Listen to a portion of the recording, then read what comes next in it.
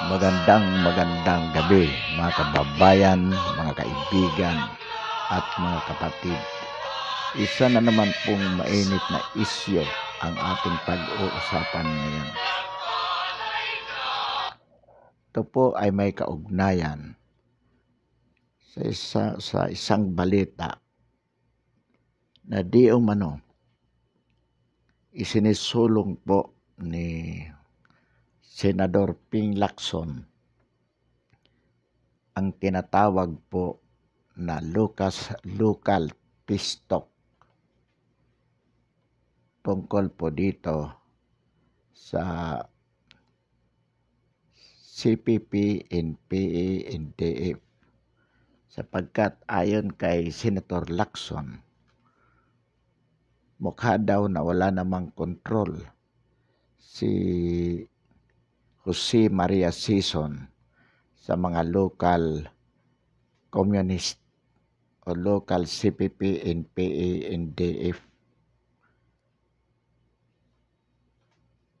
Ito po ay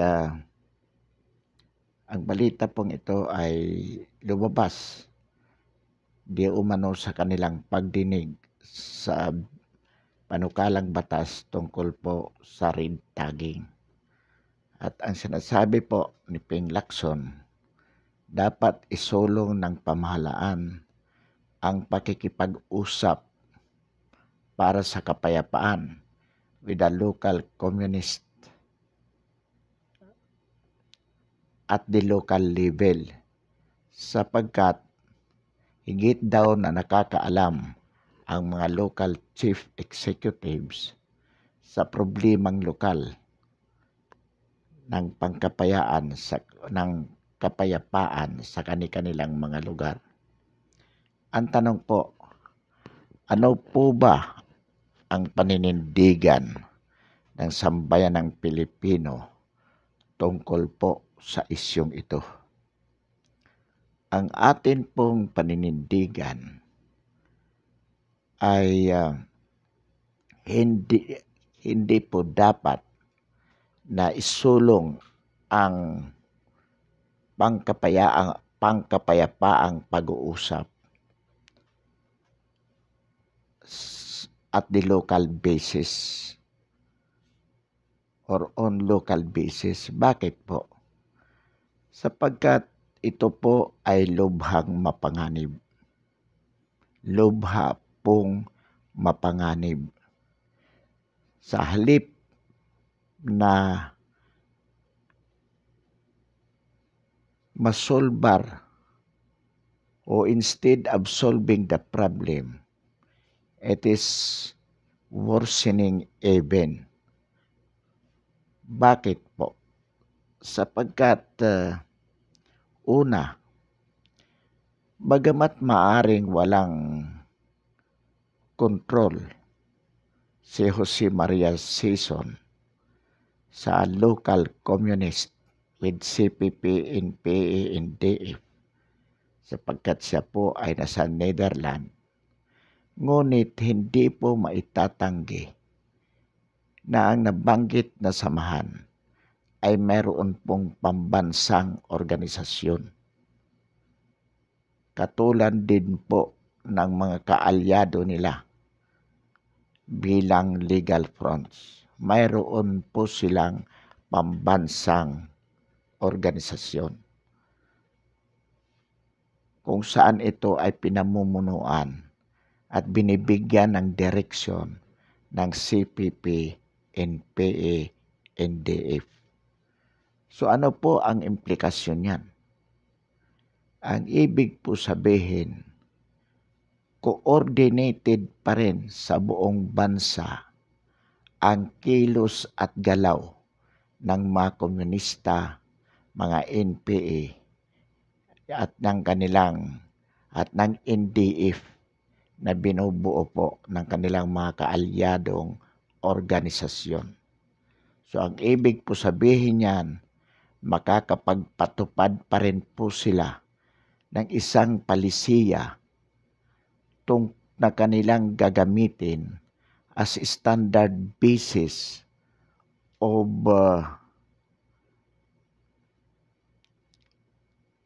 standard basis as a formula in their talks with the local chief executives. Iisa po ang basyan na ang direksyon nito ay tiyak na lalong magpapalakas sa kanila. Halimbawa po niyan, iisa ang kanilang magiging palisiya sa pakikipag-usap sa lahat ng local chief executives. Halimbawa po, sasabihin nilang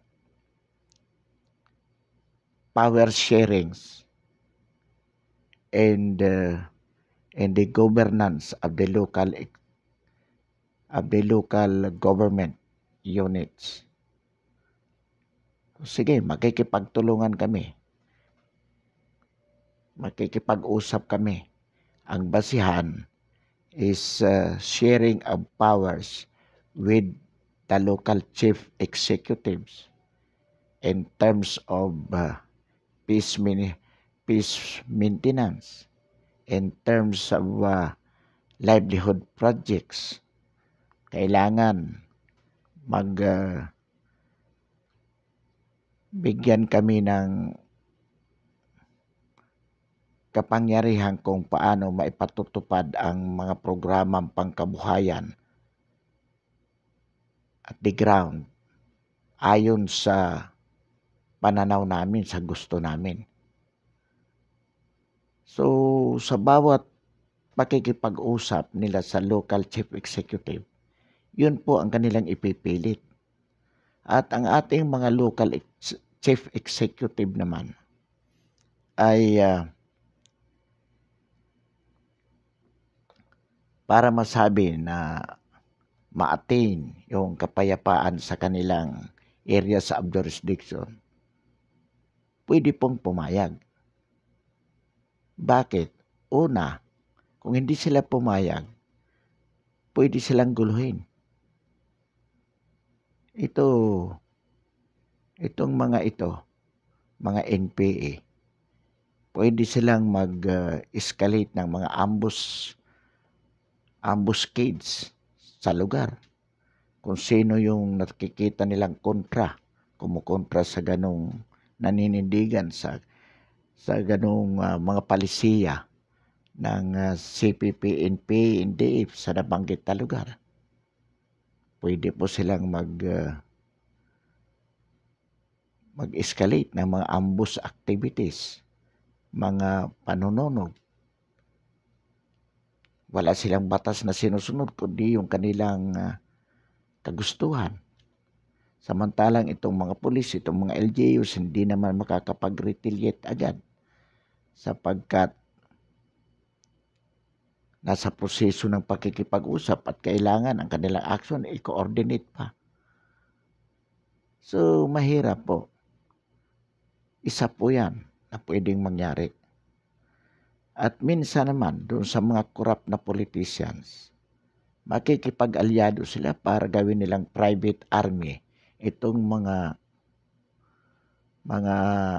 NPA na ito. Pwede na lang ipapatay, iharas yung kanilang mga kalaban sa politika doon sa local level. Anyway, hindi sila mapapagbintangan pag inambus siya ng mga NPA. So magkakaroon po ng silent and holy alliance between the corrupt politicians at ang mga CPP, NPA, NDF, wherein the NPA will become the private armies of the corrupt politicians. Yun po ang mangyayari dyan. All throughout the country. So magugulat na lang po tayo. Higit ng malakas ang mga CPP, NPA, NDF sapagkat na-penetrate na nila ang mga LGUs. Yan po ang panganib na pwedeng mangyari sa sinasabi ni Ping Lacson. Ang hindi po natin maintindihan kay Senador Lacson, kung ito ba talaga, kung ang kanya ba talagang layunin ay tunay na kapayapaan o suportahan ang CPP, NP, NDF para lalong maging malakas at maagaw nito ang kapangyarihan ng gobyerno na magsisimula sa mga LGUs. Sapagkat kung atin pong titingnan itong ginagawa ni Lacson, lahat po pabor sa CPP, NPA, NDF ang kanyang mga panukala. Pabor po lahat. At ang masama po dito kay Ping Lacson, ginagamit niya ang Senado para makamit ang gusto niya na suportahan at palakasin ang CPP, NPA, NDF. Bakit po nasabi natin na lahat ng galaw, lahat ng ginagawa ni Ping Lacson ay pabor sa CPP, NPA, NDF? Una po dyan, si Ping Lacson ang nagpanukala na gawing kriminal ang red tagging. Gayong ang sabi natin, itong sinasabi niyang red tagging, which is identification publicly of the suspected members, cadres of the CPP, NP, NDF, including their legal front organizations. So ang gusto ni Ping Lacson gawing kriminal yan. Ano po epekto pag naging kriminal yan, naging crime, ang red tagging na sinasabi niya? Hindi na po maibubunyag ng NTF-ELCAC sa publiko kung sino-sino ang mga pinaghinalaan na nakikipagsabwatan sa CPP, NP, NTF. Hindi na po yan maisa sa publiko dahil krimen na. So magiging malaya ang mga legal front organizations na makapag-recruit ng mga membro, kasapi upang maging NPA. Hindi alam ng publiko, ng mamamayan kung sino ang dapat nilang iwasan, sino ang dapat nilang i-report sa otoridad sapagkat may ganitong activities na nakikita nila, sabwatan, pakikipagsabwatan sa CPP, NPA, NDF, hindi na po may report dahil hindi naman alam na ang kapitbahay mo pala ay isa ng NPA sapagkat bawal krimen ang sabihin ng NTF-ELCAC sa publiko na si ganito, si Mr. A, si Mr. B, si Mr. C, at ang ganitong organisasyon, yan po ay kasapi, membro, kaalyado ng CPP, NP, NDF. Magiging bawal po. At kaninong panukala po yan, at yan ngayon ang tinatrabaho ni Ping Lacson sa Senado na maging batas. So malaking pabor po yan sa CPP, NPA, NDF.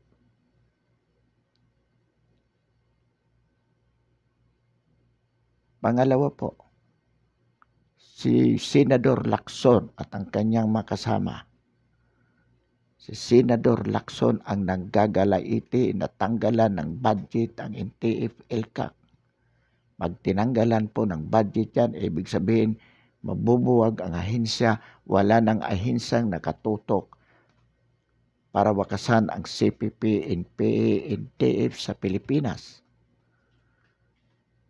Si Ping Lacson ang init na ipatanggal si Parlade bilang spokesperson ng NTF-ELCAC. Bakit? Sapagkat si General Parlade matapang, walang pinangingilagan at sinasabi ang katotohanan. Kahit pinagbabantaan na ididimanda, tanggalin, walang pakialam. Ang sinasabi ni General Parlade, basta ito ang aming nakuhang mga informasyon, ito yan sasabihin ko sa publiko sapagkat ito ay kailangan na malaman ng publiko. Matapang, matapat sa kanyang tungkulin at determinado na wakasan ang CPP, NPA, NTF sa lalong madaling panahon. Kaya ipinatatanggal ni Ping Lacson at nagagalit siya na hindi na tinatanggal ni Lorenzana, ni Secretary Lorenzana, si General Parlade. Bagkus, dinagdagan pa ang mga spokesperson sa NTF-ELCAC. Nagpapatunay lamang na ang lakas sandatahan ay determinado at suportado nito ang NTF-ELCAC. Nagalit si Ping Lacson kaya gustong ipatanggal si Parlade sapagkat sinabi ni Parlade na si Ana Patricia nun na nagpasimula ng community pantry sa Maginhawa, Quezon City ay konektado ay isang kadre at ginagamit lamang ang pantry upang pabagsakin ang gobyerno. At yan po na may napatunayan sapagkat marami nagpapatunay na ito si Patricia nun. Kahit sa UP pa, isa ng aktivista. At hindi lang basta aktivista, ito ay kadre. At katunayan, sinasabi mismo ni Patricia nun na kaya siya nagtayo ng community pantry sapagkat inutil ang pamahalaang Duterte. Kaya ang mga mamamayan na lamang sa pamamagitan niya ang nagsisikap na magkatulungan. Inuulit po natin, hindi natin kinukontra ang community pantry. Ngunit ang kinukontra natin dito, kung ito ay ginagamit upang pabagsakin ang pamahalaan sapagkat isang instrumento ng CPP, NPA, NTF. Katunayan,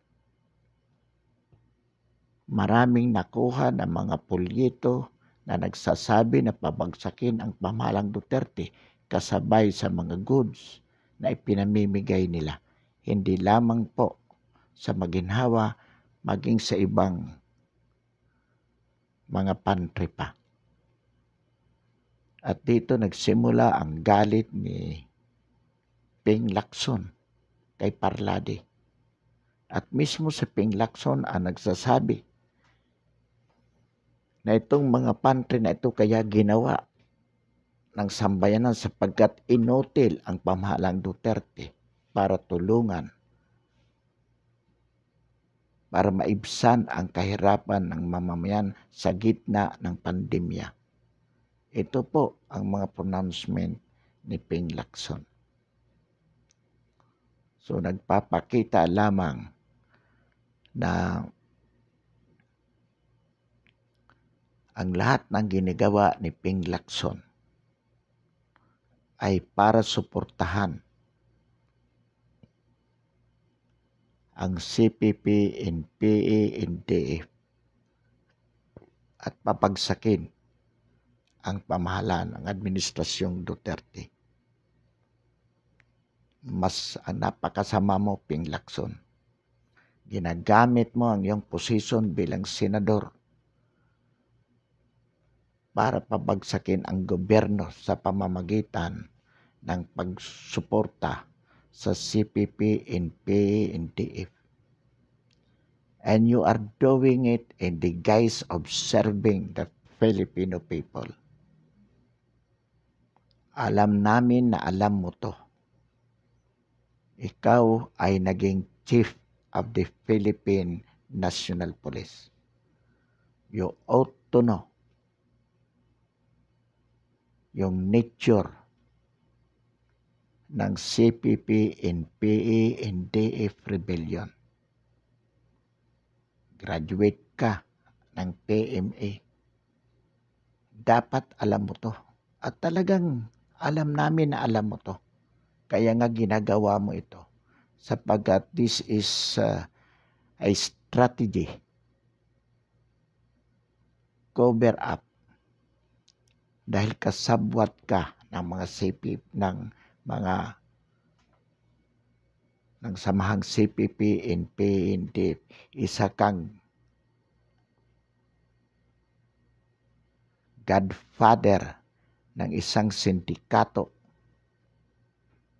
terorista, pinakamalaking sindikato ng mga terorista sa Pilipinas. Gusto mong kilalanin na ikaw ang ninong ng mga ito. At bilang senador, pinipilit mong gamitin ang kapangyarihan ng Senado upang mapalakas ang mga teroristang komunista sa Pilipinas. Bakit? Sapagkat madali mong magamit sila bilang iyong mga private armies. Magagawa mo ang lahat ng gusto mo. Magpapatay, magpa-hold up, lahat na pwede mong gawin using this terrorist syndicate. At alam natin, hindi ka nag-iisa sa Senado. Kakampi mo dyan si Drilon, si Grispo, si Binay, lahat yan. Mga kakampi nyo. Si Pangilinan, si Hontiveros, si De Lima. Dahil lamang sa inggit ninyo sa ating Pangulo. Napakasama mo, Ping Lacson.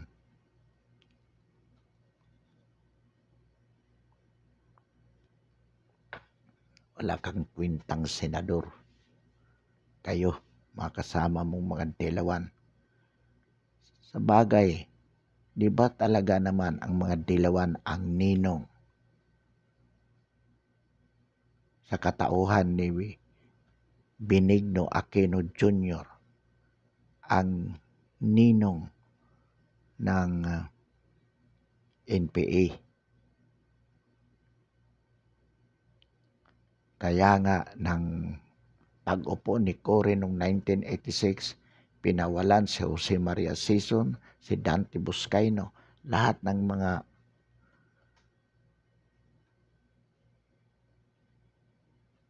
NPA na yan. Kaya nga nung panahon yun, sa napakahabang panahon na naging senador ka, Ping Lacson at yung mga kasama mo, you did not do anything to end the local communist rebellion. Kasi kayo ang mga ninong nila. Kayong mga nasa Senado. At ngayon na pinipilit ng pamahalang Duterte na wakasan ang local communist, ito isinusulong mo. Dapat wala nang usapang pangkapayapaan dito. The government must dictate firm its policy.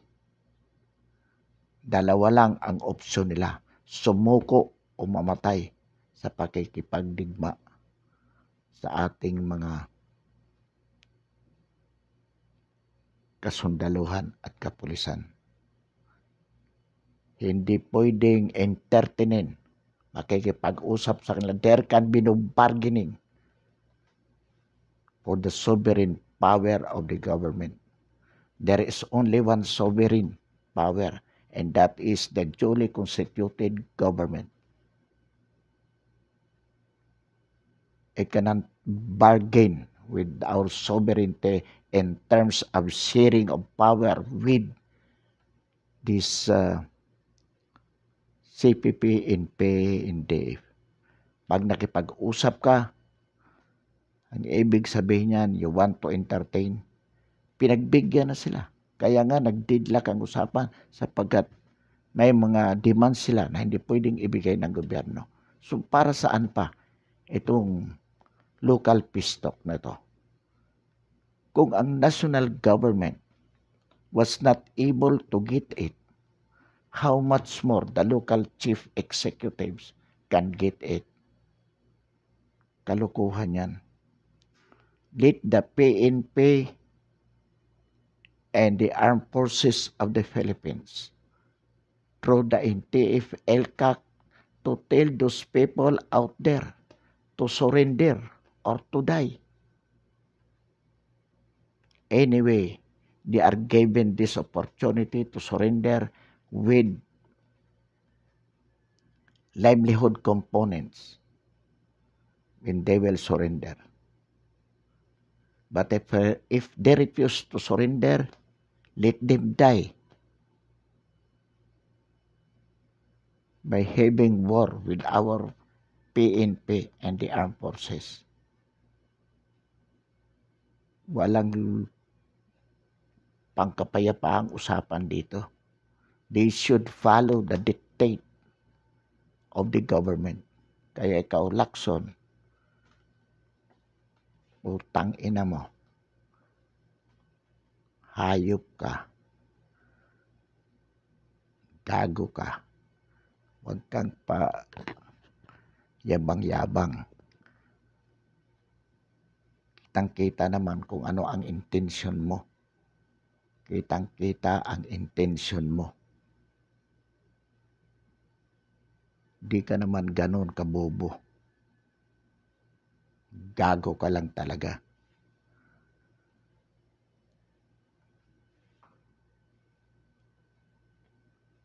Kahit anong posisyon na tatakbuhan mo sa gobyerno, hindi ka naman nanalo. Maniwala ka. Kahit barangay tanod. Ang kahayupan mong yan.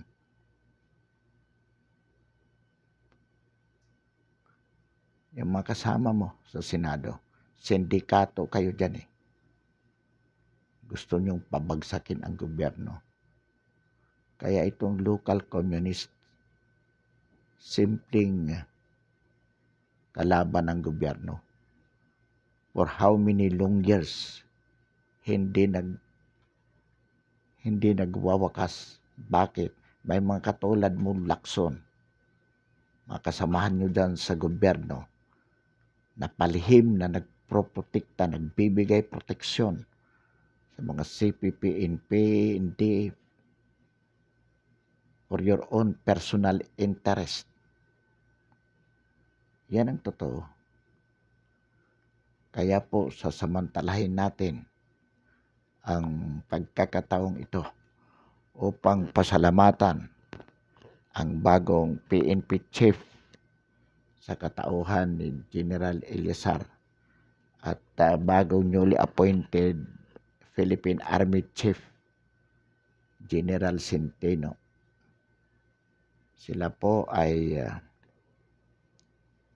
halos kasabay na nangangako na kanilang gagapmanan ang kanilang tungkulin upang sa madaling panahon wakasan ang gera laban sa mga teroristang komunista. Ito po ay bridge of no return.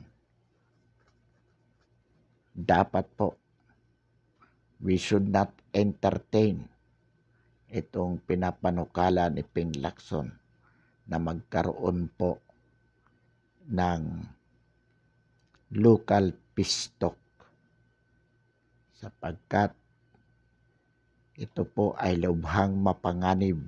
Inuulit po natin, lubhang mapanganib sapagkat kayang-kaya pong maniobrahin ng CPP, NP, NDF ang mga local chief executives.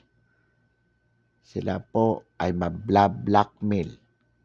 Kaya po silang blackmailin ng mga komunistang teroristang ito. Kaya ang mangyayari po dyan, ang mga CPP, NP, NDF ang makakapag-manipulate. Magiging sunod-sunuran po dyan ang mga local chief executives. So may gagamit ng mga komunistang terorista ang LGUs para lalong palakasin ang kanilang hanay, makuha nila ang anumang gusto nila sa pamahalaan. This is the best strategy for them na siyang isinusulong ni Ping Lacson. General Anyo, watch it.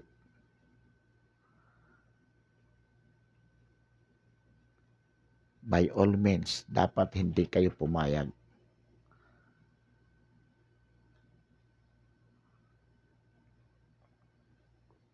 Dapat ang magdiktik dito ang PNP at saka Armed Forces.